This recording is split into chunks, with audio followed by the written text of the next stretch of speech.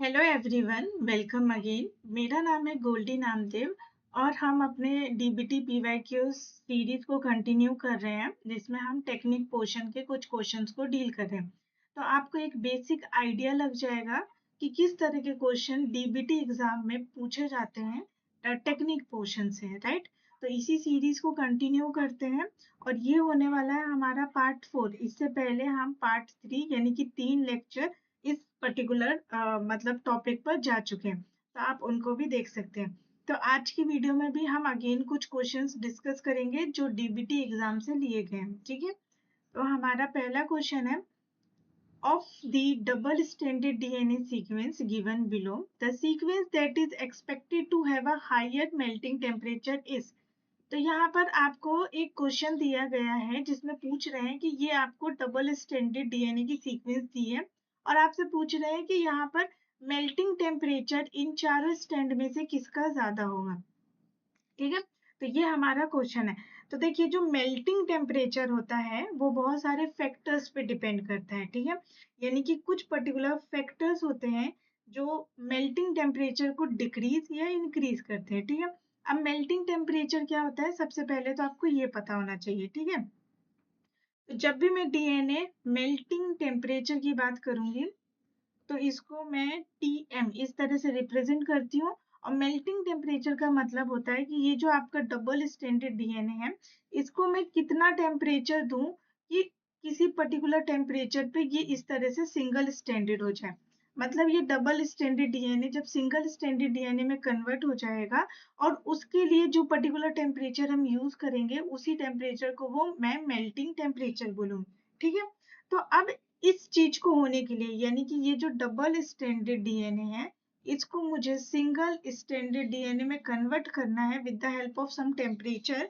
तो ये जो फैक्टर्स हैं, ठीक है, तो ये वन ऑफ द फैक्टर हो गया कि मुझे एक टेम्परेचर दूंगी मैं और उसमें क्या है कि ये कन्वर्जन मुझे देखने को मिलेगा। इसके अलावा जो टेम्परेचर तो मैंने दिया, ठीक है, बट कब ये पॉसिबिलिटी होता है, जैसे कि मान लीजिए मेरे पास एक डीएनए है, ठीक है, ए, दूसरा डीएनए बी, ठीक है। इसको मैंने जो है मान लीजिए 56 डिग्री टेम्परेचर दिया और 56 डिग्री में ही मुझे डबल स्टैंडर्ड से सिंगल स्टैंडर्ड डीएनए मिल गया, ठीक है।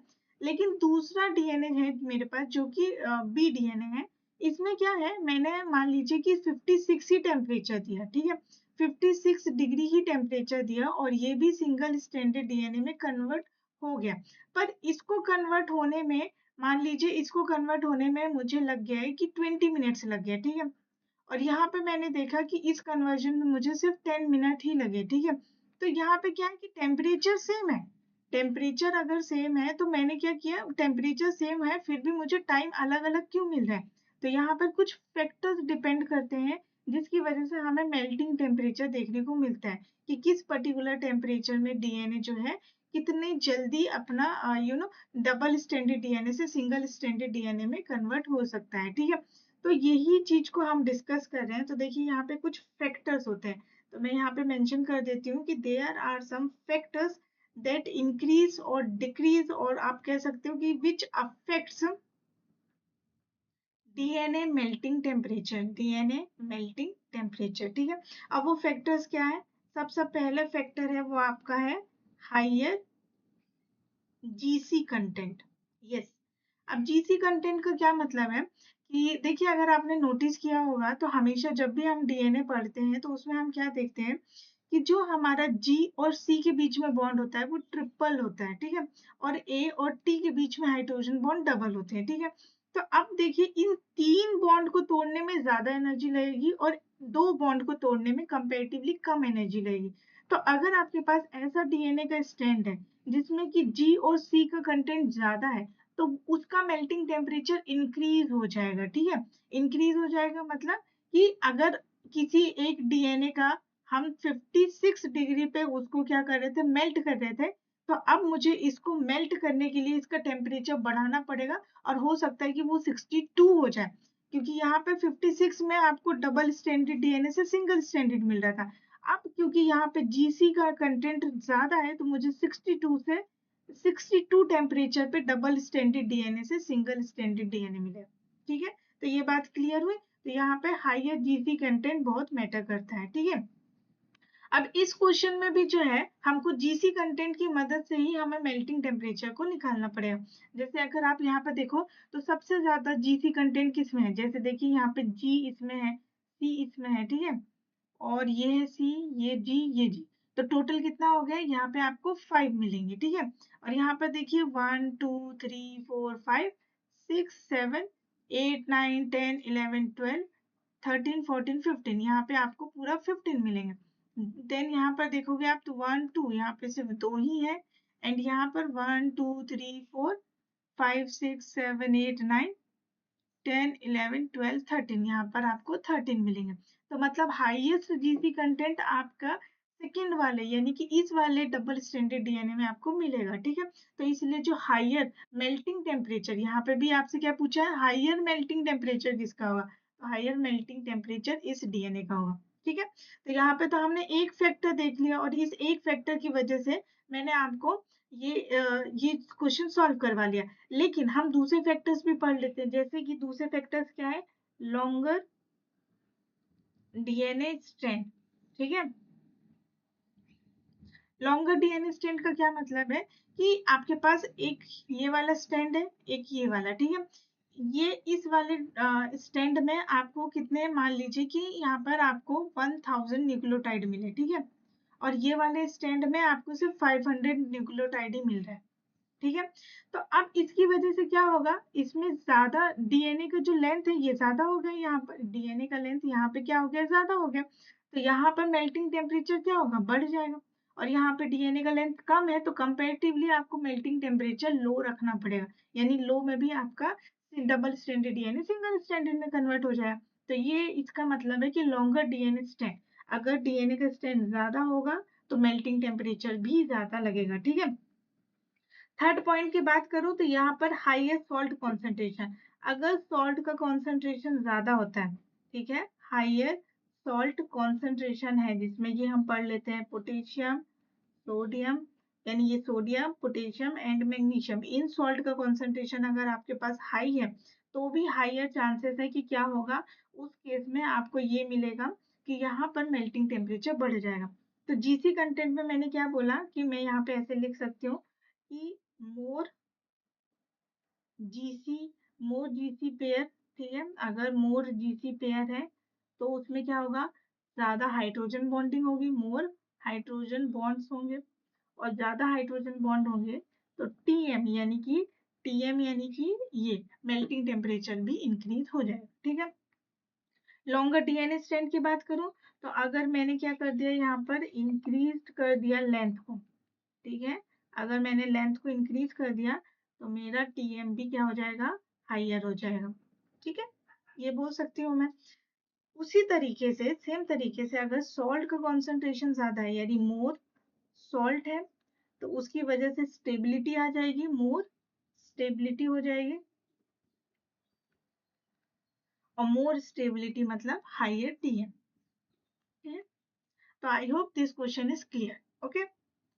नेक्स्ट क्वेश्चन पे बात करें हम तो ये क्वेश्चन है, which of the following is used to study the structural details of biological tissues using freeze fracture technique. अच्छा, अब ये फ्रीज फ्रैक्चर टेक्निक क्या होती है, इसमें क्या होता है, जो भी आपके बायोलॉजिकल सैंपल होते हैं उनको बहुत ही लो टेम्परेचर पे डील किया जाता है, और इस टेक्निक के साथ हम क्या करते हैं, इस टेक्निक के साथ कॉम्बिनेशन में एक और टेक्निक यूज करते हैं जिसकी वजह से हम बायोलॉजिकल टिश्यू के स्ट्रक्चर की स्टडी कर सकते हैं। तो वो जो टेक्निक है ना वो होती है टेक्निक आपकी टेम टेम ट्रांसमिशन इलेक्ट्रॉन माइक्रोस्कोप, ठीक है। अब इस टेक्निक की मदद से आप क्या करते हो, एक कॉम्बिनेशन टेक्निक लेते हो और आप बायोलॉजिकल टिश्यू के स्ट्रक्चर की स्टडी करते हो। तो ये जो फ्री फ्रैक्चर टेक्निक है ना, ये कॉमनली हम टेम के साथ यूज करते हैं, ठीक है, ट्रांसमिशन इलेक्ट्रॉन माइक्रोस्कोप, ओके। और इस मेथड में क्या होता है कि जो बायोलॉजिकल सैंपल्स होते हैं उनको बहुत ही लो टेम्परेचर पे रखा जाता है ताकि वो फ्रोज हो जाए, और फिर उसके बाद उनकी कटिंग की जाती है, उन उसके बाद उस पर्टिकुलर स्ट्रक्चर का, जो भी आपका बायोलॉजिकल सैंपल्स है उसका स्ट्रक्चर हम डिटेल में स्टडी कर पाते हैं। जैसे कि आप यहाँ पर देख सकते हैं कि यहाँ पर ये पूरा सेल है, ठीक है। अब इस पूरे सेल को क्या किया आपने, फ्रीज फ्रैक्चर टेक्निक अप्लाई की, तो जिसकी वजह से ये क्या हो गया, फ्रोज हो गया, फ्रीज हो गया। अब उसके बाद आप देख रहे हो कि आप इसमें ये प्लाज्मा मेम्ब्रेन की स्टडी कर सकते हो। तो क्या है, ये एक बायोलॉजिकल टिश्यू है जिसका आप स्ट्रक्चर देख रहे हो, तो आप प्लाज्मा मेम्ब्रेन का स्ट्रक्चर बहुत ही डिटेल में स्टडी कर सकते हो, ठीक है। और इसको देखोगे कैसे, टेम की मदद से। तो ये हो गया आपका second answer is the correct. Next question है, disarmed TI plasmid of Agrobacterium tumefaciens does not result in crown gall disease since it does not possess। देखिए, जो एग्रोबैक्टीरियम ट्यूमेफिशियंस होता है ना, इसको हम बोलते हैं कि ये जीन मेडिएटेड है, मतलब हम इसको जीन को ट्रांसफर करने में यूज करते हैं, ठीक है। तो क्या होता है कि बेसिकली ये जो है एक बैक्टीरिया है, ठीक है। इस बैक्टीरिया में एक क्या होता है, इस बैक्टीरिया की हेल्प से हम प्लांट में कुछ जीन को ट्रांसफर कर रहे होते हैं, ठीक है। तो ये तो इसका एप्लीकेशन हो गया कि हमने इसको थोड़ा मॉडिफाई करके अपने अकॉर्डिंग यूज कर लिया। बट क्या होता है कि नॉर्मली जो होता है, नेचुरली एग्रोबैक्टीरियम ट्यूमेफिशियन प्लांट में ट्रांसफर होता है, प्लांट में अपना जीनोम को ट्रांसफर करता है, और उसकी वजह से क्राउन गोल डिसीज देखने को मिलती है, ठीक है। तो अब यहाँ पर क्या है, टीआई प्लाज्मिड, और ये डिसीज कैसे कर पाता है, टीआई प्लाज्मिड, यानी एग्रोबैक्टीरियम ट्यूमेफिशियंस के पास एक ऐसा टीआई प्लाज्मिड होता है, और इसमें कुछ जीन्स होते हैं। इस जीन्स को प्लांट में ट्रांसफर किया जाता है, ठीक है, प्लांट में नेचुरल तरीके से ट्रांसफर किया जाता है। और जब ये प्लांट में चला जाता है तो वो क्राउन गॉल डिसीज को कॉज करता है। क्राउन गॉल डिसीज का मतलब होता है कि उसमें क्या होता है, आप देखो क्राउन लाइक स्ट्रक्चर बन जाता है, यानी कि ऑक्सिन और साइटोकाइन का जो सिक्रीशन है, सिंथेसिस है, वो ज्यादा बढ़ जाता है, ठीक है।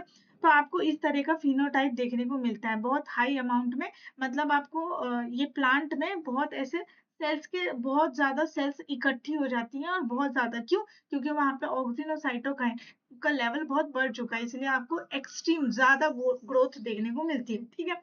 तो ये तो नेचुरल कंडीशन में हो गया। अब इन्होंने बोला है डिसआर्म्ड, यानी कि अगर टी आई प्लाज्मिड का ये वाला पोर्शन हटा दिया जाए, ठीक है, तो वो क्राउन गॉल डिसीज नहीं कॉज कर पाएगा। तो क्यों क्यों नहीं कर पाएगा, ठीक है। मान लीजिए कि डिसआर्म्ड मतलब एक ऐसा टीआई प्लाज्मिड जो जो क्या है, क्राउन गॉल डिसीज कॉज नहीं कर सकता है। तो वो क्यों नहीं कॉज कर सकता है, आपसे ये रीजन पूछा है। क्या उसमें विर जी की कमी हो गई थी है, या फिर विर ए जीन उसके पास नहीं है, विर डी जीन नहीं है, या फिर आईपीटी और आईएएच जीन नहीं है, ठीक है। इनमें से कौन सा जीन है जिसकी लैकिंग की वजह से आपको जो है ये चीजें मिलेंगी, ठीक है। तो जो आंसर है वो आपका फर्स्ट वाला आंसर है, ठीक है। अब जरा देखते हैं कि फर्स्ट वाला आंसर कैसे है, ठीक है। तो देखिए इसका फर्स्ट आंसर कैसे है, क्योंकि यहाँ पर हम क्या बात कर रहे हैं कि इन दोनों जीन जो है, मान लीजिए एक ऐसा हमने टीआई प्लाज्मिड तैयार किया जो डिसआर्म्ड है, क्योंकि उनके पास ये वाला जीन नहीं है। और ये जीन क्या है, आईपीटी जीन जो होता है वो साइटोकाइन की सिंथेसिस करवाता है, जबकि आईएएच जीन जो होता है वो ऑक्सिन की सिंथेसिस करवाता है, ठीक है। और जिसकी वजह से प्लांट में एक्सिस ग्रोथ देखी जाती है और ट्यूमर का फॉर्मेशन हो जाता है, ठीक है। लेकिन अगर मैं साइटोकाइन और ऑक्सिन के जीन को ही निकाल दूं, यानी ऐसा प्लाज्मिड तैयार करूं जिसमें ये जीन है ही नहीं, तो वो प्लांट में जाके ऑक्सिन और साइटोकाइन का सिक्रीशन सिंथेसिस नहीं कर पाएंगे, और सिंथेसिस नहीं होगा तो ट्यूमर भी फॉर्मेशन नहीं होगा। ट्यूमर फॉर्मेशन नहीं होगा तो आपको क्राउन गॉल जैसा फिनोटाइप देखने को मिलेगा ही नहीं, ठीक है। तो ये होता है, इसकी वजह से हम क्या है, ये डिसआर्म टीआई प्लाज्मिड बनाते हैं, और वो क्राउन गॉल डिसीज कॉज नहीं कर पाता है। जबकि मैं अगर इन जीन की बात करूं तो ये जीन जो होते हैं वो ट्रांसफर पे रोल प्ले करते हैं, लेकिन इन जीन का प्लांट में कोई रोल नहीं होता। ये क्या करते हैं, टीडीएनए का ट्रांसफर करवाते हैं, लेकिन ट्यूमर कॉज नहीं करते। ट्यूमर कॉज कौन से करते हैं, ये वाले जीन करते हैं, जो जाके वहां पे साइटोकाइन और सिंथेसिस करवाते हैं, ठीक है। I hope I am clear. चलिए नेक्स्ट क्वेश्चन है, which property is involved in the separation of mixture of analytes using gas chromatography. जब आप गैस क्रोमेटोग्राफी पढ़ते हो तो इनमें से कौन सा एक ऐसी प्रॉपर्टी है जिसको आप यूज करते हो, तो वो प्रॉपर्टी होती है पार्टीशनिंग। पार्टीशनिंग में क्या होता है कि आप मोबाइल फेस और स्टेशनरी फेस के बीच में अपने सैंपल को सेपरेट कर रहे होते हो, राइट। तो जितना, तो पार्टीशनिंग का मतलब यही है कि आप क्या, दो सैंपल, एक मोबाइल फेज होगा, ठीक है, और एक स्टेशनरी फेज होगा, इन दोनों के फेज में आप अपने सैंपल को सेपरेट कर रहे होते हैं। तो जो भी कंपाउंड जिसका हाइयर एफिनिटी होता है वो क्या होता है, स्लो मूव करता है। अगर मान लीजिए कोई इस तरह से, अगर लेट्स सपोज कीजिए कि ये एक स्टेशनरी फेज है, ठीक है, और मैंने अपने सैंपल को यहाँ पे डाला, और एक मोबाइल फेज भी है जो लगातार रन कर रहा है, ठीक है। तो अगर मेरा जो सैंपल है, जो मैंने सैंपल डाला, उसकी एफिनिटी इस स्टेशनरी फेज के लिए ज्यादा है, तो वो क्या होगा, उसी से अटैच रह जाएगा और धीरे धीरे मूव करेगा। अगर आप किसी से अटैच हो गए हो, किसी ने आपको पकड़ के रखा है, तो आपका मूवमेंट स्लो हो जाएगा। लेकिन अगर आप जो है स्टेशनरी फेज से जो है एफिनिटी कम रखते हो, तो आप क्या करोगे, मोबाइल फेज के साथ ज्यादा जल्दी से भागने की कोशिश करो। तो यहाँ पे भी वही बोला है कि अगर आपका जो एफिनिटी है वो स्टेशनरी फेज के लिए हाई है, तो मूवमेंट स्लो होगा सैंपल्स का। लेकिन अगर मोबाइल फेज के फेवर में है, यानी मोबाइल फेज से एफिनिटी रखते हो, जो भी मोबाइल फेज है, तो आपका ये जो सैंपल है वो फास्ट मूव करेगा, राइट। और जबकि कंडक्टिविटी, मास और पोलैरिटी, इनका जो है डायरेक्टली रोल नहीं होता है सेपरेशन में, ठीक है, अलग अलग चीजों में ये इन्वॉल्व रहते हैं। तो मैंने यहाँ पे आपको नोट्स के फॉर्म में ये प्रोवाइड कर दिया, आप एक बार देख सकते हैं, ठीक है। नेक्स्ट क्वेश्चन है, protein x exist in both GTP bound and GTP bound forms. Okay, मतलब आपके पास मान लीजिए कि कोई एक एक्स प्रोटीन है जो जीटीपी के साथ भी रहता है और किसके साथ, जीडीपी के साथ भी रहता है, ठीक है। When this protein was purified, it was always GDP bound protein. Okay. और जब भी मैं इस प्रोटीन को क्या करती हूँ, प्यूरिफाइड करती हूँ, ठीक है। तो प्यूरिफाइड करने के बाद मैंने देखा कि ये जो एक्स प्रोटीन है ये हमेशा मेरे को जीडीपी बाउंड ही मिलता है, ठीक है। अब आपके पास दूसरे प्रोटीन आ गए, Y, W and V protein. जब आपने इसको सेपरेट तरीके से अलग अलग एक्सपेरिमेंट में जीटीपी के साथ आपने इसको क्या कर दिया, ऐड कर दिया, ठीक है। तो the result of the experiment was depicted in the following figure, ठीक है। ये है, मतलब ये रहा आपका एक्स प्रोटीन, ठीक है। ये एक्स प्रोटीन है जो ऑलवेज क्या है, जीटीपी बाउंड है, ठीक है। अब आपने यहाँ पे क्या हुआ, यहाँ पर आपने सब में 1 2 3 4 जितने भी ट्यूब्स थे आपने सब में एक्स प्रोटीन ले लिया जो कि जीडीपी बाउंड है, ठीक है। फिर आपने ये वाली ट्यूब में प्रोटीन वाई ऐड किया, यहाँ पे प्रोटीन डब्ल्यू, यहाँ पे प्रोटीन वी ऐड कर दिया, ठीक है। और इनको कैसे ऐड किया, जीटीपी के साथ, यानी कि इन तीनों में क्या है, जीटीपी के साथ आपने ऐड कर दिया, ओके। और आपको फिर इस तरीके के बेंड्स मिले, इस तरह का रिजल्ट आपको मिला। तो यहाँ पर आपको राइट कंक्लूजन निकालना है रिजल्ट का कि क्या चीज हो रही है, ठीक है। तो अगर अब मैं इसको देखूं, तो बताइए मुझे, आपका स्टेटमेंट ए बोल रहा है कि protein Y is a gap for protein X, okay. सबसे पहले तो आपको ये पता होना चाहिए कि व्हाट इज गैप, ठीक है। सेकेंड, आपको ये पता होना चाहिए दूसरा टर्म जीईएफ की ये क्या होता है। तो गैप क्या होता है, GT, GTPase activating protein, activating protein, okay. GTPase activating protein, इसका मतलब होता है कि ये जीटीपी को कन्वर्ट कर देगा जीडीपी में, यानी जीटीपी को ब्रेक कर देगा, यानी एक्टिवेट कर देगा जीटीपी में, ठीक है। और जब हम जीईएफ की बात करते हैं तो इसका फुल फॉर्म होता है guanine nucleotide exchange factor, exchange factor, ठीक है। अब इसका रोल जो होता है वो ये होता है कि ये जीडीपी को कन्वर्ट कर देता है जीटीपी में, यानी दोनों एक दूसरे के अपोजिट रोल प्ले करते हैं, ठीक है। तो आप कहानी क्या हो रही है, यहाँ पे बोल रहे हैं कि ये जो प्रोटीन वाई है ना, वो गैप की तरह काम कर रहा है फॉर प्रोटीन एक्स, यानी जो प्रोटीन एक्स है उसमें जो जीडीपी के साथ वो बाउंड है, ठीक है। तो उसमें वो प्रोटीन गैप की तरह काम कर रहा है, और गैप क्या करता है, जीटीपी को जीडीपी में कन्वर्ट करता है। तो देखिए, ये हो सकता है क्या, अगर देखिए गैप जो है ये ऑलरेडी जीडीपी के फॉर्म में है, ठीक है, जीडीपी के फॉर्म में है, तो इसको क्या ही जीडीपी के फॉर्म में ही कन्वर्ट करेगा वाई प्रोटीन, कर सकता है क्या, नहीं कर सकता, क्योंकि गैप का काम जीटीपी से जीडीपी में कन्वर्ट करना है, और यहाँ तो ये ऑलरेडी जीडीपी में कन्वर्ट है ना, तो इसको तो ये कुछ कर ही नहीं रहा, तो ये स्टेटमेंट हो गया गलत।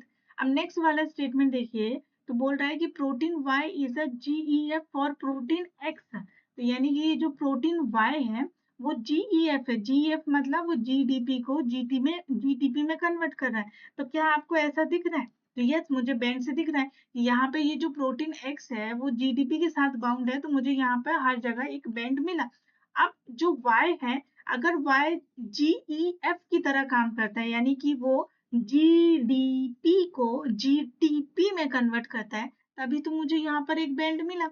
और ये बैंड मिला, इसका मतलब क्या है कि यस, Y जो है GEF की तरह काम करता है फॉर प्रोटीन X। तो ये स्टेटमेंट मेरा सही हो गया। अब जो है W और V के लिए भी सेम चीज बोली गई है कि वो GEF की तरह काम करते हैं। तो अगर W और V भी GEF की तरह काम करते हैं, तो एक बैंड मुझे यहाँ भी मिलना चाहिए था, लेकिन मुझे यहाँ पे भी कोई बैंड नहीं मिला और यहाँ पे भी कोई बैंड नहीं मिला। इसका मतलब कि ये दोनों प्रोटीन GEF की तरह तो काम नहीं करते हैं, ठीक है। तो इसलिए जो मेरा करेक्ट स्टेटमेंट आया वो स्टेटमेंट नंबर 2 है, ठीक है। So next question is, a recombinant therapeutic protein is intracellularly produced in the soluble form using E. coli. So which of the following sequence of chromatography separation method is preferable for obtaining clinical grade protein? मतलब आपके पास ये एक cell है, E coli का cell है, E coli is a bacteria, ठीक है।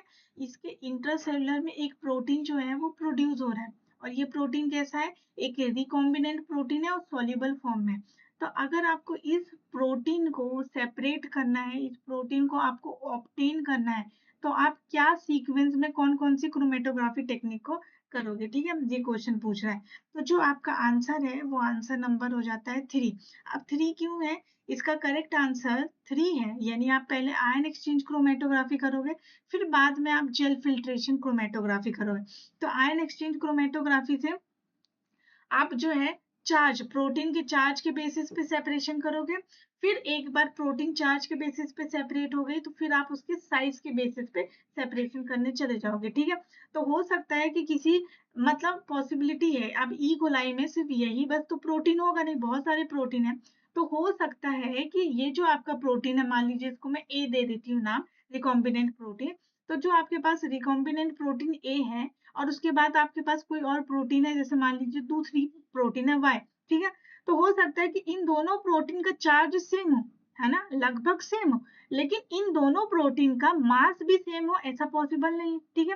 तो इसलिए पहले तो मैंने इनको चार्ज के बेसिस पे सेपरेट करने की कोशिश की, और जब मैंने चार्ज के बेसिस पे सेपरेट किया तो मुझे अगर कोई दूसरे प्रोटीन्स मिल गए जिनका चार्ज सेम ही आ रहा है और वो भी सेपरेट हो गए, तो अब मैं क्या करूंगी? जेल फिल्ट्रेशन क्रोमेटोग्राफी करूंगी, क्योंकि ऐसा बहुत रेयर है कि किसी दो प्रोटीन का चार्ज और उसका मास दोनों ही सेम हो, यानी चार्ज भी सेम हो, साइज भी सेम हो, ऐसा बहुत कम होता है। तो अगर मुझे जो सेपरेशन के बाद जो प्रोटीन मिल रहा है वो हाई चांसेस है कि मुझे मेरा थेरापेटिक प्रोटीन ही मिलेगा, ठीक है। तो इसलिए मैं पहले आयन एक्सचेंज करूंगी, फिर followed by gel filtration chromatography, ठीक है। और ये इसका जो एक्सप्लेनेशन है वो मैंने यहाँ पे आपको मेंशन कर दिया है, ठीक है। चलिए नेक्स्ट क्वेश्चन करें। तो यहाँ पर आपको सिंपली मैच करने को बोला है, ठीक है। आपको एक बॉक्स ये दिया है, दूसरा ये दिया है, और आपको कुछ प्रॉपर्टीज दी गई है सेपरेशन का, ठीक है। उसको आपको यूज करना है और आपको राइट आंसर तक पहुंचना है।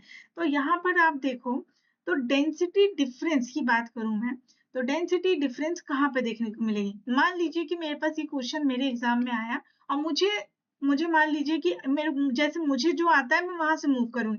जैसे मुझे यहाँ पे डेंसिटी डिफरेंस पता है और पार्टिकल साइज पता है, बाकी चीजें मुझे सपोज करिए नहीं पता। तो डेंसिटी डिफरेंस की अगर बात करूं तो डेंसिटी डिफरेंस होता है हमारा सेंट्रीफ्यूगेशन में, ठीक है। यानी कि ये मैच हो गया फोर्थ।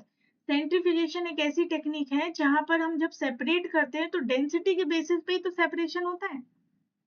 तभी जो आपका फाल्कन ट्यूब होता है वहां पर आपको कुछ इस तरह से, जो हाई वेट होता है जिसका डेंसिटी ज्यादा होता है वो यहाँ पे नीचे सेटल मिल जाता है, और जिसका लो मॉलिक्यूलर वेट होता है, जिसका डेंसिटी कम होता है, वो आपको इस तरह ऊपर फ्लोट करते मिलता है, ठीक है।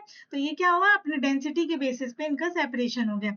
नेक्स्ट अगर मैं पार्टिकल साइज की बात करूं, ओके, ए का मैच हो गया मेरे फोर्थ के साथ, तो एक यहाँ पर है, यहाँ पर है, यानी ये दोनों नहीं होना चाहिए।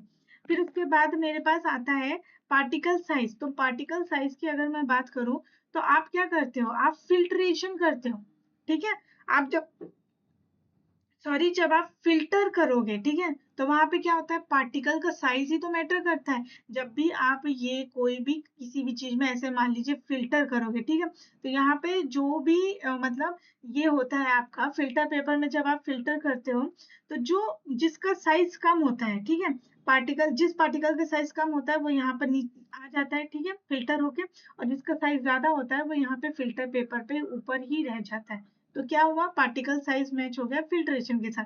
तो ये हो गया आपका सेकंड के साथ। तो डी आ गया सेकंड, तो डी डी डी सेकंड यहाँ पर है, यानी कि आपका फोर्थ आंसर निकल गया। अगर आपको सिर्फ ये दो चीज भी पता थी तो आप अपने राइट आंसर तक पहुंच चुके हो, ठीक है? ऑल्दो हम दूसरी चीजों को भी डिस्कस कर लेते हैं, जैसे कि पार्टीशन कोफिशिएंट, इस ये किसके साथ मैच हो जाएगा, ये मैच होगा आपका लिक्विड लिक्विड एक्सट्रैक्शन के साथ। रिलेटिव रिलेटिव वोलेटाइल मैच हो गया आपका डिस्टिलेशन के साथ, ठीक है? This matches with first, okay? तो इसका राइट आंसर जो है ऑप्शन नंबर 4 है। Next question, which one of the following experimental method is not used to determine three-dimensional structure of biological molecule? मतलब ऐसा कौन सा एक्सपेरिमेंटल मेथड है, कौन सी टेक्निक है जिसको आप 3D स्ट्रक्चर, अगर आपको बायोलॉजिकल मॉलिक्यूल के 3D स्ट्रक्चर की स्टडी करनी पड़े तो आप इन तीनों में से किसी एक को यूज नहीं कर सकते हो, नॉट लिखा है, ठीक है? तो ऐसा कौन सा है? तो देखिए, अगर आपने पहले के लेक्चर देखे होंगे तो मैंने आपको बताया है कि NMR जो होता है वो प्रोटीन की या फिर बायोलॉजिकल मॉलिक्यूल्स का 3D स्ट्रक्चर की स्टडी करने के लिए यूज होता है, ठीक है? तो जो हमारा NMR होता है, ठीक है, NMR, ये बायोलॉजिकल मॉलिक्यूल्स का 3D स्ट्रक्चर को डिटरमाइन करने के लिए यूज करते हैं, ठीक है? तो ये तो हो गया करते हैं। फिर एक्सरे क्रिस्टलोग्राफी को भी 3D स्ट्रक्चर के लिए यूज किया जाता है। कायरो इलेक्ट्रॉन माइक्रोस्कोप को भी यूज किया जाता है 3D स्ट्रक्चर की स्टडी के लिए। लेकिन जो फ्लोरोसेंस है, फ्लोरोसेंस स्पेक्ट्रोस्कोपी है, इसको हम यूज नहीं करते, ये 3D स्ट्रक्चर के लिए यूज नहीं होता है। तो ये जो है आपका करेक्ट आंसर हो गया, ठीक है? नेक्स्ट क्वेश्चन, ये क्वेश्चन है आपका प्राइमर सिंथेसिस कर लिए, ठीक है? तो यहाँ पे पूछा है कि एक आपके पास डीएनए, ठीक है? यहाँ पर डीएनए विद द सीक्वेंस, आपके पास एक डीएनए है जिसका ये सीक्वेंस आपको प्रोवाइड किया गया है। अब आपको क्या करना है, इसको एम्पलीफाइड करना है पीसीआर मेथड से। तो इसलिए अगर आपको एम्पलीफाइड करना है पीसीआर मेथड से तो आपके पास फॉरवर्ड प्राइमर होना चाहिए और रिवर्स प्राइमर होना चाहिए। ये दोनों प्राइमर होंगे तभी आप पीसीआर लगा सकते हो। पर यहाँ पर इन्होंने सिर्फ रिवर्स प्राइमर का सीक्वेंस पूछा है, यानी सिर्फ इसका सीक्वेंस पूछा है। तो ये कैसे निकालेंगे? तो देखिए, इसके लिए क्या करते हैं हम,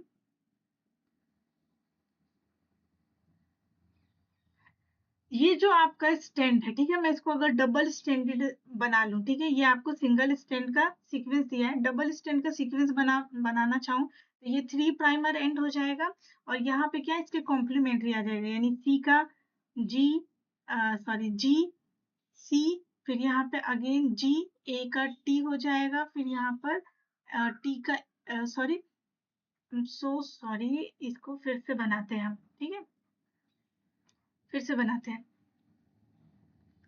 तो यहाँ पर सी का जी, जी का सी, सी का फिर अगेन जी, इसका ए का टी, टी का फिर ए, देन उसके बाद जी सी टी ए जी टी, इसका आ जाएगा ए, जी का क्या आ जाएगा आपका सी, फिर यहाँ पर जी जी जी, ठीक है? इस तरीके से ये आपका आ गया, ठीक है? अब यहाँ पे मैं डैश डैश करके यहाँ पे दूसरा स्टैंड बना लूँ तो ये 5 प्राइम है, ठीक है? अब यहाँ का सी का जी जी सी ए टी, जी का क्या आ जाएगा सी, और ए का आ जाएगा आपका टी, फिर यहाँ पर ए और यहाँ पर टी, ठीक है? तो ये और न्यूक्लियोटाइड, तो मतलब मैंने इसका एक कॉम्प्लीमेंट्री स्टैंड यहाँ पे तैयार कर लिया। अब नेक्स्ट पॉइंट आता है आपका प्राइमर का। तो देखिए, प्राइमर कभी भी जो होगा ना, प्राइमर भी क्या होता है, न्यूक्लियोटाइड का सीक्वेंस होता है, शॉर्ट न्यूक्लियोटाइड सीक्वेंस होते हैं। और प्राइमर हमेशा आपका 3 प्राइम एंड पर ही क्या होता है, जाके अटैच होता है। तो यानी कि 5 प्राइम 3 प्राइम पर अटैच हुआ तो 3 प्राइम का कॉम्प्लीमेंट्री होगा तो 5 प्राइम आ जाएगा। तो यानी जी का क्या आ जाएगा यहाँ पे सी, यहाँ पे जी, फिर जी का सी, यहाँ पर आ जाएगा ए, और यहाँ पे टी, यहाँ पर सी, फिर उसके बाद ये जी, फिर ए टी सी, ये सब चीजें आ जाएंगी। तो ये हो गया आपका इस डायरेक्शन में।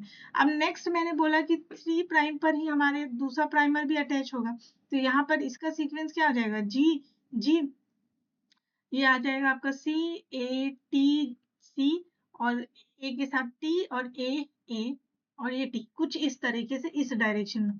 तो जब ये फॉरवर्ड की तरफ मूव करेगा तो मैं इसको बोलूंगी फॉरवर्ड प्राइमर है ये, ठीक है। और जब ये इस तरह से मूव करेगा अपोजिट डायरेक्शन में, तो मैं इसको बोलूंगी कि ये रिवर्स प्राइमर है, ठीक है। तो आपको दो प्राइमर पता चल गया कि कौन सा फॉरवर्ड है कौन सा रिवर्स है, ठीक है। अब इसके साथ एक और चीज ध्यान दीजिए कि ये जो आपका फॉरवर्ड प्राइमर है, क्या आपको नहीं लग रहा है कि ये जो दूसरी स्टैंड है, यानी ये जो 5 प्राइम वाली स्टैंड है, ये वाली स्टैंड है, इसके जैसा ही सेम है। थोड़ा नोटिस करिए, तो इसका सीक्वेंस और इसका सीक्वेंस सेम होगा। तो क्या मैं कह सकती हूँ कि फॉरवर्ड प्राइमर का सीक्वेंस इसकी तरह सेम है। वैसे ही अगर आप रिवर्स प्राइमर को देखोगे तो ये आपका रिवर्स प्राइमर निकल के आ गया। तो क्या आप देखोगे कि इस रिवर्स प्राइमर का जो अपोजिट स्टैंड है, मतलब ये वाला जो स्टैंड है, उसका सीक्वेंस और इसका सीक्वेंस सेम है, ठीक है। ऐसा मैं आपको क्यों बता रही हूँ, क्योंकि ये तो अभी छोटी सी स्टैंड दी गई है डीएनए की, ठीक है। तो आप इस तरीके से उसका डबल स्टैंडर्ड बना के फॉरवर्ड और रिवर्स को पता कर सकते हो। लेकिन जब आपके पास बहुत बड़ी स्टैंड आ जाए, तब आप मतलब ज्यादा टाइम ना हो आपके पास, तो कम टाइम में भी आप क्या कर सकते हो, इस लॉजिक को यूज कर सकते हो, इस ट्रिक को यूज करके अपने राइट आंसर तक पहुंच सकते हो, ठीक है। तो यहाँ पर मेरे पास जो मेरा रिवर्स प्राइमर है वो ये निकल के आ गया। तो रिवर्स प्राइमर का देखिए ये 5 प्राइम एंड है, तो क्या अगर मैं इसको 5 प्राइम एंड से लिखना शुरू करूं, तो ये आ जाएगा G G C, G G C, A T C, T A A, T A A T, ठीक है। और ये हो गया 3 प्राइम है। तो ये मेरे पास मेरा रिवर्स प्राइमर आ गया। बस आपको इसको देखना है कि ये कौन से स्टेटमेंट यानी कौन से ऑप्शन से मैच हो रहा है। जिस भी ऑप्शन से ये मैच होगा वो आपका राइट आंसर हो जाए। तो यहाँ देखिए G G C, G G C, A T C, A T C, T A A, T A A, अगर आप एक्सटेंड करोगे तो टी ए ए टी, यही आएगा, ठीक है। तो ये आपका राइट आंसर हो गया, ठीक है। तो इस तरीके से आपने रिवर्स प्राइमर का सीक्वेंस पता कर लिया, ठीक है, रिवर्स प्राइमर। नेक्स्ट क्वेश्चन देखते हैं। नेक्स्ट क्वेश्चन में क्या बोल रहा है, a scientist aim to identify a binding site for a new transcriptional anti terminator protein, which one of the following technique will be most appropriate. इन्होंने most appropriate पूछा है, ठीक है, ये ध्यान दीजिएगा। तो यहाँ पर क्वेश्चन क्या बोल रहा है कि एक साइंटिस्ट है जिनको क्या करना है कि ट्रांसक्रिप्शन में जो एंटी टर्मिनेटर प्रोटीन्स होते हैं उनकी बाइंडिंग साइट देखनी है। मतलब ये जो एमआरएनए होता है ना, इस एमआरएनए पे कुछ प्रोटीन आके बाइंड कर जाते हैं, और वो प्रोटीन कौन से, एंटी टर्मिनेटर प्रोटीन है, जो क्या करते हैं, प्रोटीन की सिंथेसिस को रोक देते हैं। तो यहाँ पर क्या हो रहा है, ये आपका एमआरएनए है, यहाँ पे कुछ प्रोटीन आकर बाइंड हो रहे हैं जो एंटी टर्मिनेटर प्रोटीन है, और वो प्रोटीन सिंथेसिस को रोक रहे हैं। तो आपको ये साइट पता करनी है कि ये प्रोटीन जो है एंटी टर्मिनेटर प्रोटीन एमआरएनए से जहां पर बाइंड हो रहे हैं ना, आपको ये वाली पर्टिकुलर साइट को पता करना है, ठीक है। तो इस साइट को आप आइडेंटिफाई करना चाहते हो तो आप कौन सी टेक्निक को यूज करोगे, ये इनका सिंपल सा क्वेश्चन है। तो देखिए, जब भी हम माइक्रो एरर की बात करते हैं तो यहाँ पर हम जीन एक्सप्रेशन यानी जीनोम एक्सप्रेशन जितना होता है उन सब की स्टडी करते हैं। यानी कि एक्सप्रेशन लेवल की जब मैं बात करती हूँ तो यहाँ पे जितने भी एमआरएनए आते हैं, आपका जीनोम एक्सप्रेशन जितना आता है वो सब चला आता है। तो यहाँ पे आप यानी सारे के सारे आरएनए की एमआरएनए जो होते हैं उनकी स्टडी करते हो, ठीक है। उसके बाद आरएनए सीक्वेंसिंग में आप क्या करते हो, आरएनए सीक्वेंसिंग में आप सिंपली सिर्फ आरएनए जो होता है उसके सीक्वेंस को पता कर लेते हो। तो यहाँ पे भी अगेन सिर्फ आरएनए की बात हो गई, ठीक है। चिप, अब जो चिप होता है उसमें क्या होता है, सीआर मतलब होता है क्रोमेटिन, ठीक है, और पी मतलब होता है आपका प्रोटीन। तो जब मैं क्रोमेटिन की बात करती हूँ तो क्रोमेटिन क्या है, डीएनए। तो डीएनए और प्रोटीन की जब हम स्टडी करते हैं तो हम यूज करते हैं चिक सीक्वेंसिंग, ठीक है। बट जब मैं मुझे यहाँ पर मेरी स्टडी क्या है, मेरी स्टडी यहाँ पर है एमआरएनए प्लस प्रोटीन की। तो उस केस में मैं यूज करूंगी रिप सीक्वेंसिंग, क्योंकि रिप सीक्वेंसिंग से मुझे पता चलेगा एमआरएनए और प्रोटीन का बाइंडिंग साइट कहाँ है, इनकी एफिनिटी पता चलेगी, इनके सीक्वेंस को मैं पता कर सकती हूँ। तो इन दोनों की स्टडी जब mRNA और प्रोटीन की स्टडी करेंगे तो हम रिप सीक्वेंसिंग की तरफ मूव करते हैं, ठीक है। नेक्स्ट क्वेश्चन है, विच one of the following is not use for partition based bio separation, ठीक है। अगर आपको बायो सेपरेशन मतलब कि बायोलॉजिकल सैंपल्स जो हैं उनका सेपरेशन करना है, ठीक है, लेकिन आपको यहाँ पर पार्टीशन बेस्ड करना है उनका सेपरेशन, तो यहाँ पे कौन सा जो टेक्निक है वो यूज नहीं होता, मतलब ऐसी टेक्निक जो पार्टीशन प्रिंसिपल पे काम नहीं करती है, तो उसका कौन सा जो है होगा, ठीक है। यहाँ पर इसका जो राइट आंसर है वो हो जाएगा सेकेंड, इलेक्ट्रोडायलिसिस। अब इलेक्ट्रोडायलिसिस क्यों है, क्योंकि इलेक्ट्रोडायलिसिस क्या होता है, ये एक टेक्निक है जो पार्टीशन बेस्ड नहीं होती। बाकी अगर आप दूसरी टेक्निक्स देखोगे जैसे कि सॉल्वेंट सॉल्वेंट एक्सट्रैक्शन देखोगे, तो ये एक पार्टीशन बेस्ड टेक्निक है जहाँ पे कंपाउंड सेपरेट होते हैं अपने सॉल्युबिलिटी के बेसिस पे, ठीक है, कि वो सॉल्वेंट या फिर सॉल्यूट किस में सॉल्यूबल होते हैं, उस बेसिस पे पार्टीशन बेस्ड टेक्निक है, उनका सेपरेशन देखा जाता है। इलेक्ट्रोलाइट पार्टीशन बेस्ड मेथड नहीं है, यहाँ पर हम इलेक्ट्रिक फील्ड का यूज करते हैं और उस इलेक्ट्रिक फील्ड में चार्ज आयंस, मतलब जो चार्ज वाले आयंस होंगे उन्हीं का सेपरेशन हो सकता है, ठीक है। सॉल्टिंग आउट अगर टेक्निक की बात करूं तो यहाँ पर भी होता है कि ये जो है पार्टीशन बेस्ड टेक्निक आप बोल सकते हो, क्योंकि यहाँ पे जो दो प्रोटीन्स होती हैं मैं उनको उनकी सॉल्युबिलिटी के बेसिस पे सेपरेट करती हूँ कि वो एक्वस सॉल्यूशन में कितना सॉल्युबल हो रही है, ठीक है, और यहाँ पे मैं सॉल्ट का कॉन्सेंट्रेशन को भी ध्यान में रखती हूँ। नेक्स्ट है आपका एडजॉर्प्शन क्रोमेटोग्राफी, यहाँ पर भी हम स्टेशनरी या मोबाइल फेस लेते हैं, इसलिए यहाँ पर भी सेपरेशन मॉलिक्यूल का कैसा पार्टीशन बेस्ड ही होता है, उनकी एफिनिटी के बेसिस में कि वो स्टेशनरी फेस से कितनी एफिनिटी रख रहे हैं, ठीक है। तो सिर्फ यही एक टेक्निक है जो कैसी है, इलेक्ट्रिक फील्ड में हम यूज करते हैं, यानी कि ये मूव आयंस की मूवमेंट पे डिपेंड करती है, ठीक है, ये पार्टीशन बेस्ड नहीं है, ओके। तो ये बाकी तीन जो है वो पार्टीशन बेस्ड है, तो इस तरह इसका राइट आंसर सेकेंड ऑप्शन हो जाता है, ठीक है। नेक्स्ट क्वेश्चन है, the spectroscopy method for detection of functional group. अब यहाँ पर आपसे फंक्शनल ग्रुप का डिटेक्शन पूछ रहा है, मतलब इनमें से आप कौन सी टेक्निक का यूज करोगे और जिसकी वजह से आप फंक्शनल ग्रुप को डिटरमाइन कर सकते हो, तो वो टेक्निक होती है आपका IR यानी इंफ्रारेड स्पेक्ट्रोस्कोपी जो होती है, उससे हम फंक्शनल ग्रुप का डिटेक्शन कर पाते हैं। जो CD होता है, CD से आप क्या करते हो, CD से आप क्या करते हो, यहाँ पर CD का शायद मैंने आपको पहले भी बताया होगा, अगर मे बी प्रीवियस लेक्चर में हमने डिस्कस किया हो, तो CD जो होती है वो आपका क्या होता है, वो आपका सेकेंडरी स्ट्रक्चर, जो सेकेंडरी स्ट्रक्चर्स होता है उनके स्ट्रक्चर को डिटरमाइन करने के लिए होता है, यानी कि ठीक है, सेकेंडरी स्ट्रक्चर के डिटर्मिनेशन के लिए जो होता है वो हम CD स्पेक्ट्रोस्कोपी यूज करते हैं, और जब हम फंक्शनल ग्रुप की बात करते हैं तो हम इंफ्रारेड की बात करते हैं, और यही एक टाइप है IFFTIR यानी इंफ्रारेड स्पेक्ट्रोस्कोपी, ठीक है। और बाकी स्पेक्ट्रोस्कोपी दूसरे अलग पर्पस के लिए होती है, राइट। तो इसका जो राइट आंसर है वो राइट आंसर आपका निकल के आ रहा है फॉर सेकेंड आंसर, ठीक है, second is the right answer. Next question है, hot start PCR is perform to, ठीक है। अब पीसीआर जो होता है ना उसके काफी सारे वेरिएंट्स हैं, मतलब आप देखोगे कि पीसीआर में हम क्या करते हैं, डीएनए का एम्प्लीफिकेशन करते हैं, तो यानी कि डीएनए की बहुत सारी कॉपीज जनरेट करते हैं, पर उन कॉपीज को जनरेट करने में अलग अलग जो है प्रॉब्लम्स को हमको फेस करना पड़ता है, ठीक है। कई बार क्या होता है कि जैसे मान लीजिए ये डीएनए, तो डीएनए के इस सेगमेंट को मैं एम्पलीफाई करना चाहती हूँ, बट कभी कभी गलती से डीएनए का ये सेगमेंट भी एम्पलीफाई हो जाता है, ठीक है, या फिर कुछ इम्प्योरिटीज आ जाती है, ठीक है, कंटेमिनेशन आ जाता है, एम्पलीफिकेशन सही से नहीं आता, डाइमर्स का फॉर्मेशन हो जाता है कि मान लीजिए ये प्राइमर आपस में ही ये क्या कर लेते हैं, कॉम्प्लीमेंट सीक्वेंस से आपस में ही ज्वाइन हो जाते हैं। तो अगर मान लीजिए कि रिवर्स प्राइमर और फॉरवर्ड प्राइमर आपस में ही एक दूसरे से कॉम्प्लीमेंट कर लेंगे, तो फिर वो दोनों डबल स्टैंडर्ड बन जाएंगे, और ये खुद अगर डबल स्टैंडर्ड बन गए तो यहाँ पर ये डीएनए से कैसे कॉम्प्लीमेंट करके कैसे डीएनए को एक्सटेंड कर पाएंगे, ठीक है।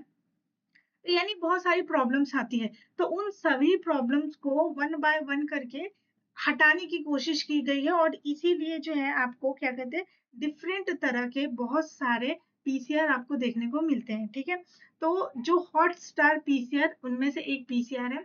इस पीसीआर को आप क्यों परफॉर्म करते हो, ये क्वेश्चन है। तो हॉट स्टार पीसीआर को हम परफॉर्म करते हैं ताकि हम मिनिमाइज कर सके नॉन स्पेसिफिक एम्प्लीफिकेशन को। तो हॉट स्टार्ट पीसीआर को हम यूज करते हैं ताकि हम जो नॉन स्पेसिफिक एम्प्लीफिकेशन है उसको मिनिमाइज कर सकें। ठीक है, तो इसका जो राइट आंसर है वो है ऑप्शन नंबर 4।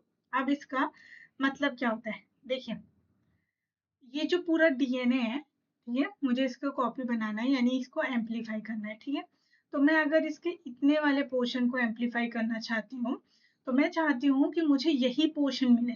ठीक है, तो क्या होता है कई बार अगर ये पोर्शन छोड़ के हो सकता है कि इतना पोर्शन आपको एम्पलीफाई होने लग जाए, तो क्या होगा कि ये जो एरिया है वो आपके लिए अनवांटेड है, आप नहीं चाहते हो। ठीक है, तो ये क्या हो गया, नॉन स्पेसिफिक एम्पलीफिकेशन हो गया। मुझे सिर्फ स्पेसिफिकली यहाँ से लेकर यहाँ तक ही एम्पलीफाई करना है। तो अगर मैं चाहूँ कि मुझे मुझे सिर्फ यही जो है श्योर करना है कि ताकि मुझे ये अनवांटेड या नॉन स्पेसिफिक एम्पलीफिकेशन को एकदम मिनिमम कर सकूं मैं, कि मुझे सिर्फ मेरा स्पेसिफिक एम्पलीफिकेशन मिले, उस केस में मैं हॉट स्टार पीसीआर को यूज करती हूँ। ठीक है, अब ये एक मॉडिफिकेशनल टेक्निक है जो पीसीआर को मॉडिफाई करके बनाया गया है। ठीक है, जो कन्वेंशनल पीसीआर है उसका मॉडिफिकेशन है। और ये मॉडिफिकेशन हमने क्यों बनाया, ताकि नॉन स्पेसिफिक एम्पलीफिकेशन को हम कम कर सके, प्राइमर डायमंड फॉर्मेशन को कम कर सके। ठीक है, जिससे कि आपको वही डीएनए मिले, यानी आपका स्पेसिफिक डीएनए ही एम्पलीफाई हो। ठीक है, और ये हम कैसे करते हैं, ये हम करते हैं अगर मैं एक थर्मोस्टेबल डीएनए पॉलीमरेज को यूज करूं तो। क्योंकि जब भी आप देखोगे कि जब हम एम्प्लीफिकेशन करते हैं तो हमें डीएनए पॉलीमरेज की जरूरत पड़ती है, जो हमारी, जैसे मान लीजिए यहाँ पर मैंने प्राइमर लगाया, या फिर मान लीजिए यहाँ पर, ठीक है, ये मेरा स्पेसिफिक एरिया है, तो मैंने यहाँ पे ये प्राइमर रखा, तो ये प्राइमर क्या है, इस पूरे डीएनए को ऐसे सिंथेसाइज करता है। ठीक है, तो ये जो प्राइमर है, अगर मैं इसको थर्मोस्टेबल प्राइमर चूज करूँ डीएनए का, मतलब जो हाई टेम्परेचर पे भी अपनी एक्टिविटी दिखा सके, इनएक्टिव ना हो। ठीक है, यानी रूम टेम्परेचर पे वो कोई काम ना करे, इनएक्टिव रहे, और हाई टेम्परेचर पे ही वो काम करे। ठीक है, तो क्या होगा कि इनएक्टिव फॉर्म में अगर वो रूम टेम्परेचर में रहेगा तो वो पहले से जाके कहीं पे भी डीएनए से बाइंड नहीं कर पाएगा। ठीक है, कहीं पे भी कहीं से भी डीएनए सिंथेसिस स्टार्ट नहीं कर देगा। वो तभी डीएनए सिंथेसिस स्टार्ट करेगा जब टेम्परेचर उसको हाई मिलेगा। ठीक है, और टेम्परेचर उसको हाई मिलेगा तो बहुत हाई चांसेस है कि वो स्पेसिफिक एरिया में ही एम्प्लीफिकेशन करे। ठीक है, दूसरा कि हम कोई एंटीबॉडी या केमिकल इनहिबिटर को यूज करें जो ये पॉलीमरेज की एक्टिविटी को रोक दे, यानी कि जब मैं चाहती हूँ कि जब हाई टेम्परेचर हो तभी ये पॉलीमरेज अपना काम करे, लेकिन अगर ये लो टेम्परेचर में भी एक्टिविटी दिखा रहा है तो मैं ऐसा इनहिबिटर रखूंगी जो लो टेम्परेचर पे क्या करे, इसको रोक के रखे, ताकि ये कहीं पर भी जाकर डीएनए की सिंथेसिस ना शुरू कर दे। ठीक है, तो बेसिकली मुझे अपने डीएनए पॉलीमरेज को थोड़ा कंट्रोल करना है। ठीक है, मैं यानी कंट्रोल करके रेगुलेट करना है ताकि मैं अपना स्पेसिफिक एम्प्लीफिकेशन देख सकूं। तो ये इस पीसीआर का एप्लीकेशन है। ठीक है, और इससे आपको क्या पता चलता है कि जितने भी तरह के पीसीआर होते हैं आपको उनकी एक लिस्ट बनानी है और उन सबके एप्लीकेशन आपको पढ़ने हैं, क्योंकि इस बार अगर हॉट स्टार्ट पीसीआर से क्वेश्चन आया है तो आपके नेक्स्ट एग्जाम में किसी दूसरे पीसीआर का एप्लीकेशन पूछ सकते हैं ना, हाई चांसेस है। तो इसलिए आपको इस तरह का एक टेबल जरूर प्रिपेयर करके रखना चाहिए। Okay, so thank you so much for watching this video. I hope कि आपको इस जो क्वेश्चन सीरीज है आपको उससे हेल्प मिलेगी ये समझने के लिए कि किस तरह के क्वेश्चंस जो होते हैं वो एग्जाम में पूछे जाते हैं। ठीक है, डीबीटी में अगर आप टेक्निक क्वेश्चन को डील कर रहे हैं तो टेक्निक में भी आपको किस तरीके से क्या स्ट्रेटेजी रखना है, किस तरीके से कौन से क्वेश्चन को कैसे प्रिपेयर करना है, और क्या क्या इंपॉर्टेंट क्वेश्चन हो सकते हैं, वो सब आपको समझ में आ रहे होंगे। क्योंकि डे बाय डे जैसे जैसे हम पढ़ते जा रहे हैं आप देखेंगे कि क्वेश्चंस भी रिपीट हो रहे हैं। रिपीट होने का मतलब है कि वहां पर मॉडिफिकेशंस हो रहे हैं, क्वेश्चंस को रीफ्रेम किया जा रहा है, लेकिन पूछा सेम चीज जा रहा है। जैसे मान लीजिए कि 3D स्ट्रक्चर पूछ रहे हैं वो, तो वो क्या कर रहे हैं, अलग अलग टेक्निक के नाम दे दे रहे हैं, लेकिन आपसे वो यही चाह रहे हैं कि आप ये बताइए कि इनमें से कौन सी टेक्निक है जो 3D के लिए यूज करते हैं या नहीं करते हैं। ठीक है, तो वही टेक्निक जो है बार बार मोर और लेस रीफ्रेम होके अलग अलग क्वेश्चन के फॉर्म में आपको दिया जा रहा है, ठीक है। तो आपको इन सभी टेक्निक को अच्छे से पढ़ना है। साथ ही साथ आप एक काम कर सकते हो कि आप क्या करो, एक टेबल बनाओ जिसमें आप ये हर टेक्निक का नाम लिखो, फिर उन टेक्निक का प्रिंसिपल, ठीक है, उन टेक्निक्स का प्रिंसिपल कि वो किस किस प्रिंसिपल पे बेस्ड है और उनका एप्लीकेशन, ठीक है। अगर आप ये टेबल बना लेते हो, ठीक है, तो आई एम श्योर कि आपको कुछ क्वेश्चंस तो इस वाले टॉपिक से देखने को मिलेंगे। ये जो टेबल है ये बहुत इंपॉर्टेंट टेबल है और इस टेबल से क्वेश्चन आएंगे। आपको पता है कि टेक्निक में बहुत डीप में नहीं पूछता है, बहुत मैकेनिज्म नहीं पूछता है, वो पूछता है कि उसका प्रिंसिपल क्या है और उसका एप्लीकेशन क्या है, ठीक है। तो आप ऐसी बहुत सारी टेक्निक्स को अपने जो नोट्स है उसमें इंक्लूड कर सकते हो, ठीक है। तो आई होप कि ये लेक्चर आपके लिए यूजफुल होगा। हम मिलते हैं इसकी नेक्स्ट किसी सीरीज में और नेक्स्ट क्वेश्चन में, ताकि हम और ज्यादा आइडिया गेन कर सकें और अपने डीबीटी एग्जाम के लिए अच्छे से प्रिपेयर कर सकें। So thank you so much for watching this video. चलिए मिलते हैं नेक्स्ट वीडियो में। Okay, bye bye, take care, all the best.